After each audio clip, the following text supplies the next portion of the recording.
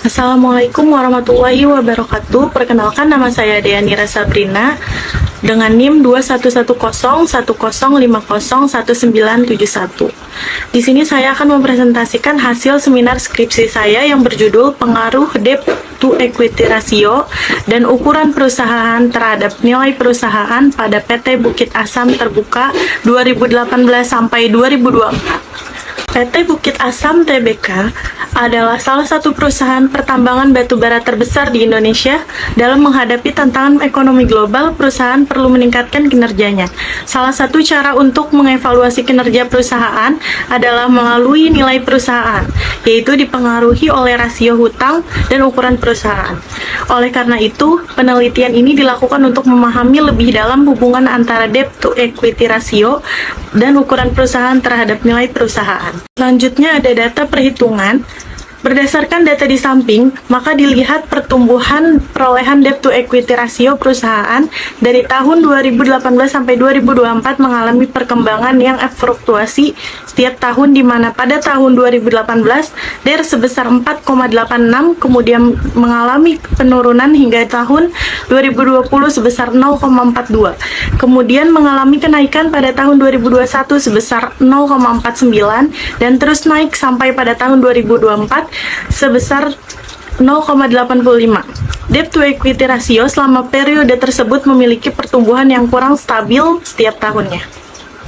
Pertumbuhan perolehan ukuran perusahaan atau firm size dari tahun 2018 sampai 2024 mengalami perkembangan yang fluktuasi setiap tahun, di mana pada tahun 2018 firm size sebesar 17, kemudian mengalami kenaikan hingga tahun 2019 sebesar 17,08 dan terus naik sampai pada tahun 2024 sebesar 17,55. Ukuran perusahaan atau firm size selama periode tersebut memiliki pertumbuhan yang stabil setiap tahunnya.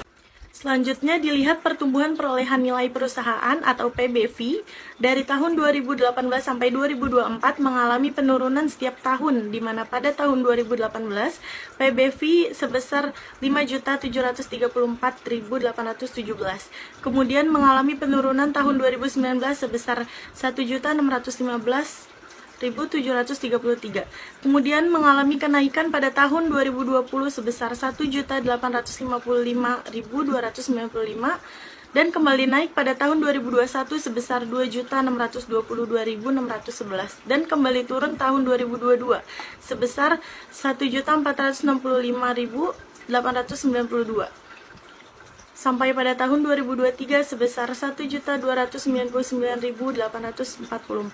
Kemudian mengalami kenaikan lagi pada tahun 2024 sebesar 1.398.372. Nilai perusahaan selama periode tersebut memiliki pertumbuhan yang kurang stabil setiap tahunnya. Selanjutnya ada rumusan masalah. Yang pertama, apakah terdapat pengaruh signifikan debt to equity ratio terhadap nilai perusahaan pada PT Bukit Asam Tbk 2018 sampai 2024? Yang kedua, apakah terdapat pengaruh signifikan ukuran perusahaan terhadap nilai perusahaan pada PT Bukit Asam Tbk 2018 sampai 2024? Yang ketiga, apakah terdapat pengaruh signifikan antara debt to equity ratio dan ukuran perusahaan terhadap nilai perusahaan pada PT Bukit Asam Terbuka 2018 sampai 2024. Selanjutnya ada metode penelitian.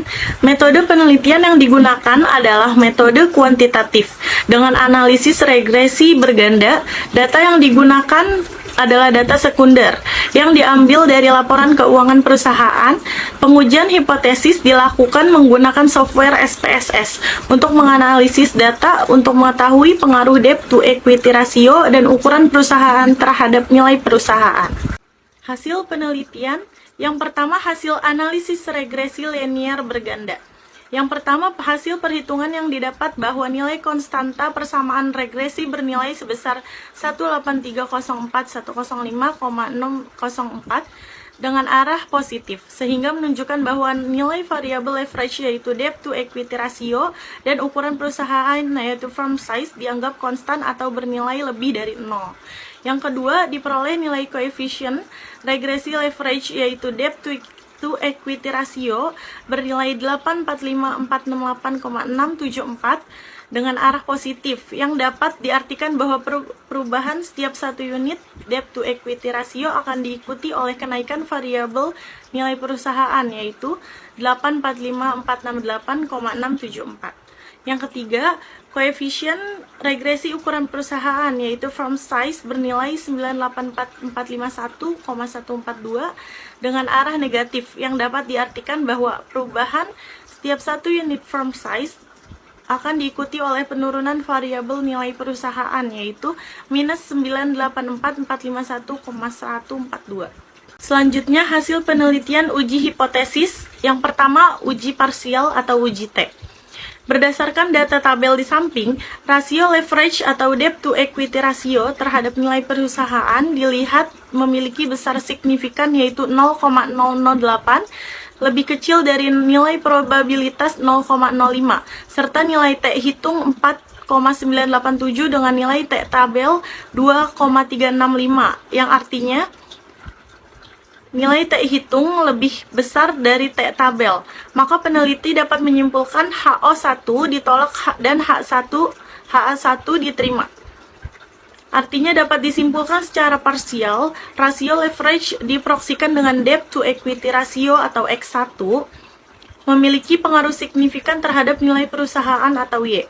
Rasio ukuran perusahaan atau firm size terhadap nilai perusahaan berdasarkan pada data tabel dilihat memiliki besar signifikan, yaitu 0,388, lebih besar dari nilai probabilitas 0,05, yang artinya nilai T hitung lebih kecil dari T tabel atau minus 0,968 dengan besar T tabel 2,365, yang artinya nilai T hitung lebih kecil dari T tabel. Sehingga dapat disimpulkan HO2 diterima dan HA2 ditolak. Artinya dapat disimpulkan secara parsial rasio ukuran perusahaan diproksikan dengan firm size atau X2 tidak memiliki pengaruh signifikan terhadap nilai perusahaan atau Y. Hasil penelitian uji hipotesis. Yang kedua, uji simultan atau uji F.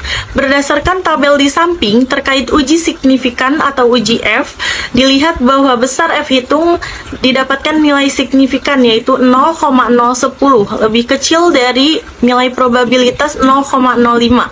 Dengan nilai dari F hitung didapat yaitu 18,326 dan F tabel 4,74. Dapat ditulis 18,326 lebih besar dari 4,74. Karena nilai F hitung lebih besar dari F tabel dan nilai signifikansi lebih kecil dari 0,05, sehingga peneliti menyimpulkan bahwa variabel independen, yaitu rasio leverage atau debt to equity ratio dan rasio ukuran perusahaan atau firm size, memiliki pengaruh signifikan secara simultan terhadap nilai perusahaan pada PT Bukit Asam Terbuka periode 2018 sampai 2024. Selanjutnya, kesimpulan.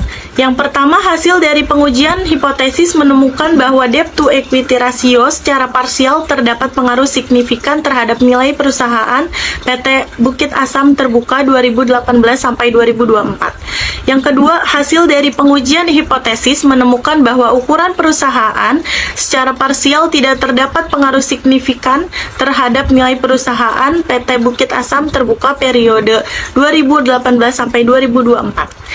Yang ketiga, hasil dari pengujian hipotesis menemukan bahwa debt to equity ratio dan ukuran perusahaan secara simultan terdapat pengaruh signifikan terhadap nilai perusahaan PT Bukit Asam Tbk 2018 sampai 2024. Sekian presentasi dari saya, kurang lebihnya mohon maaf. Wassalamualaikum warahmatullahi wabarakatuh.